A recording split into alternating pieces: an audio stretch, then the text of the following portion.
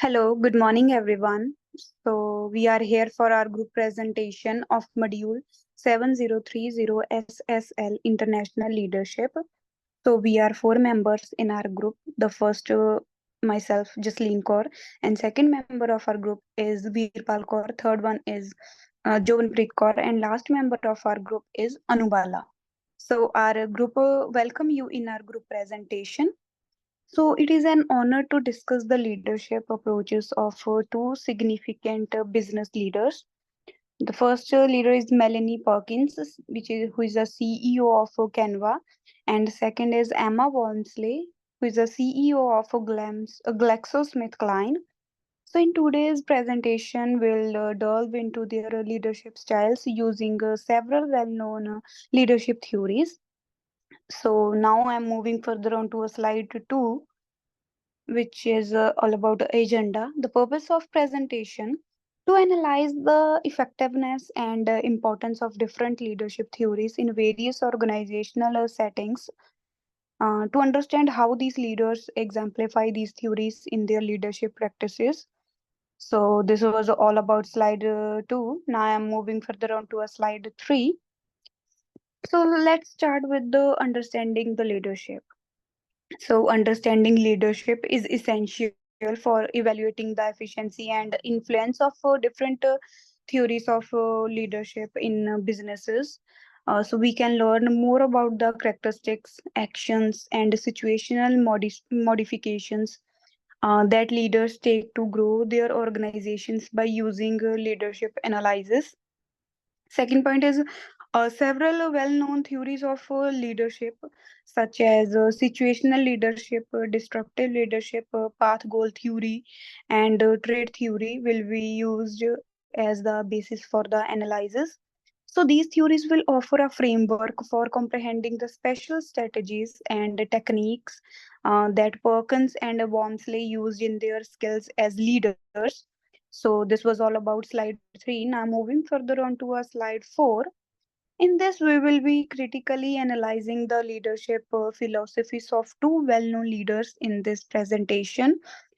First one is Melanie Perkins, who is the CEO of Canva, and second is Emma Walmsley, the CEO of GlaxoSmithKline. So these two leaders each have distinctive theories on leadership and have contributed significantly to their respective industries. So this was all about slide four. Now I'm going to explain the slide five. The overview of trade theory.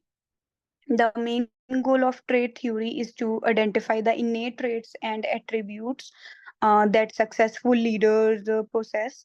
According to this theory, effective leaders have specific characteristics that set them apart from others.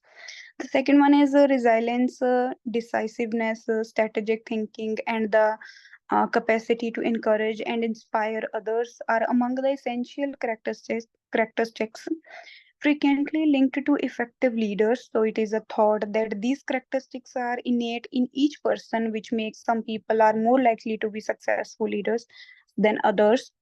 So last point is we can learn more about successful leaders' personal qualities and how they affect their effectiveness and style of leadership by examining the traits that they possess. So these were all about my slide fives. Slide five. Have discussed all of them. So my another teammate Virpal Kaur will discuss her slides. Thank you. Hello, my name is Virpal Kaur. Let's start with the first leader, Emma Walmsley, and her trade theory analysis. As per trade theory, Emma Walmsley, the CEO of GlaxoSmithKline, demonstrates multiple essential traits. Her leadership role has greatly benefited from her determination, strategic thinking, and decisiveness. Let's start with the first point, resilience. Wormsley has shown remarkable resilience in navigating the complex challenges of of the pharmaceutical industry. Her ability to withstand pressure and maintain a clear focus on the company's goals has been crucial in steering GlaxoSmithKline through various market dynamics and regulatory hurdles. For example, despite major disruptives to global supply chain and the company's ability to continue developing vaccine, Wormsley guided GlaxoSmithKline through unprecedented difficulties during the COVID pandemic 19. The second point is strategic thinking. Wormsley is exhibiting her strategic thinking by encouraging innovation and positioning GlaxoSmithKline as a market leader. She has significantly contributed to the development of the organization's long-term strategies, particularly in the field of research and development. For Epitome, leading the company's emphasis on cutting-edge R&D, Wormsley formed strategic partnerships with biotech companies and made investments in state-of-the-art equipment. Her foresight was crucial to GSK and Sanofi's partnership in the COVID-19 vaccine development process. Last but not the least, decisiveness. Wormsley's ambitious choices, which have a big impact on the company's future, are indicative of her decisiveness. Her leadership is demonstrated by her ability to make prompt and well-informed decisions, whether they are about setting strategic priorities of making difficult decisions regarding merger and acquisitions. For example, Wormsley's ability to make risky decisions was demonstrated by her swift decision to split off GlaxoSmithKline consumer healthcare division into a distinct company. The company made this calculated move to narrow its attention back to its main business, which is manufacturing pharmaceutical and vaccine. So this was all about trade theory analysis of M.A. Wolfsmle. Now I'm moving to the next slide and let's take the overview of situational leadership. Hershey and Blanchard's situational leadership model highlights the significance of modifying a leader's approach according to the situation at hand, the followers' level of competency, and their maturity. Four types of leadership are identified by this model. These four are delegating, coaching, supporting, and directing. Different degrees of supportive and directive behavior are incorporated into each style, enabling leaders to customize their approach to the demands of their teams. Let's start with directing. Strongly directive with minimally supportive conduct. When followers are unexperienced or lack the necessary skills for a task, the style is appropriate there. And second is coaching. Strong guidance and strong encouragement. This strategy works well when followers require direction and support. And third one is supporting. High levels of support and little directive behavior. When followers are capable but in need of encouragement and support, this approach is employed. And last but not the least, delegating.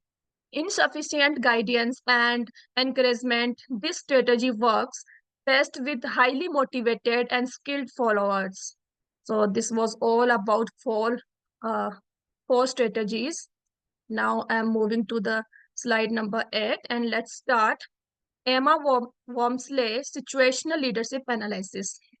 Well, situational leadership theory can be used to examine Emma Wormsley's management style at GlaxoSmithKline. Her effectiveness largely stems from her capacity to modify her leadership approach according to the demands of her group and circumstances. Let's start with the directive style. Wormsley uses a directive style during critical phases of the development of drugs to guarantee adherence to strict deadline and legal requirements. This strategy supports maintaining clarity and focus in high stakes situations. For example, Wormsley used a directive approach when developing COVID-19 treatment solutions for GSK in order to make sure the team adhered to strict regulatory standards and meet deadlines. This strategy was essential for expediting the process in order to address pressing needs for global health. And the second one is sportive style. Well, in order to stimulate innovation and team partnership participation, Wormsley takes a sportive stance during strategic planning meetings. This strategy fosters a cooperative environment that promotes the growth of creative ideas. For Epitome, in order to achieve the company's long-term R&D goals, Wormsley promotes candid communication and group brainstorming during strategic sessions. Well, her encouraging leadership during these sessions has sparked the creation of novel treatments and increased the company's pool of possible medication candidates. So, this was all about situational leadership analysis of Emma Wormsley. Now I'm moving to the slide number 9, and let's take the overview of disruptive leadership. Well, challenging the status quo and bringing about major changes in an industry are two aspects of disruptive leadership. The ability to anticipate and profit from changes in the market is a hallmark of disruptive leaders. And second thing is being risk takers and concentrating on long-term transformative objects are traits of the leadership approach. By their innovative strategies, disruptive leaders frequently rewrite industry norms and establish novel frameworks. Last but not the least, disruptive leaders can propel their companies to extraordinary success and growth in fast paced environments by welcoming challenges and promoting innovations. So these was all about my slides. Now my next team member will explain the further slides. Thank you so much. Hello everyone, my name is Jobinpreet Kaur, and in this slide I'm going to talk about the second leader, who is Melanie Parkins. So if I talk about the disruptive leadership analysis, Melanie Perkins, the CEO of Canva, is a prime example of disruptive leadership because of her creative thinking in the design field. The way people create and use design tools has been completely transformed by her leadership. If I talk about the revolutionizing the design industry by enabling everyone to use effective design tools, regardless of prior design knowledge, Perkins has democratized designs. As a result, the entry barriers into the design field have greatly decreased. And the second thing is creating a new market standard. Perkins has made Canva a premier platform in the design sector by revolutionizing conventional design software and setting a new benchmark. Her ideas have completely changed how people and organizations approach designs. So, in the next slide, I'm going to share some examples. First one is innovation in accessibility. Prior to Canva, only people with formal design training could afford and use professional design software due to its complexity and high cost. Perkins changed this business model by developing a website that provide user-friendly design tools for little or no cost. Small companies, educators, and individuals have found great benefit from Canva's drag and drop interface, which enables users without any design experience to create professional quality graphics. And the second example is market disruption. A new standard for user-friendly design software has been set up by Canva's invention methodology. Collaborative design tools, cloud storage, template libraries, and other features are integrated into the platform to facilitate teamwork on projects for teams. Canva has established itself as the go-to resources for easily accessible and collaborative design, forcing more established design software companies to reconsider their product offering. So moving to the next slide. Uh, in this slide, I will talk about the overview of path goal theory. So the first point is Roberts House path goal theory is centered on how leaders inspire their subordinate to accomplish predetermined objectives.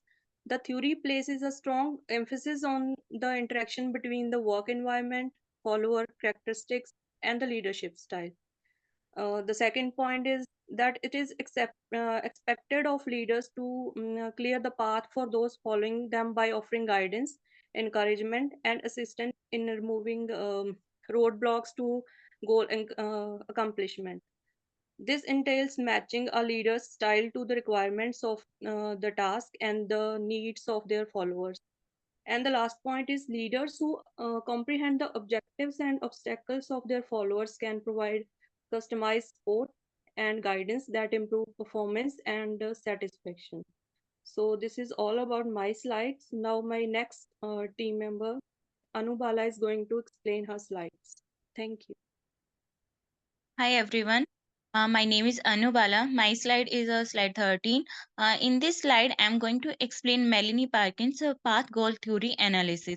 So, Parkin's leadership style at Canva can be examined using the path goal theory, which emphasizes how she inspires her team and accomplishes business goals. So first one is clear objectives. So Perkins establishes attainable goals for the team to ensure that they are all aware of the company's vision and objectives.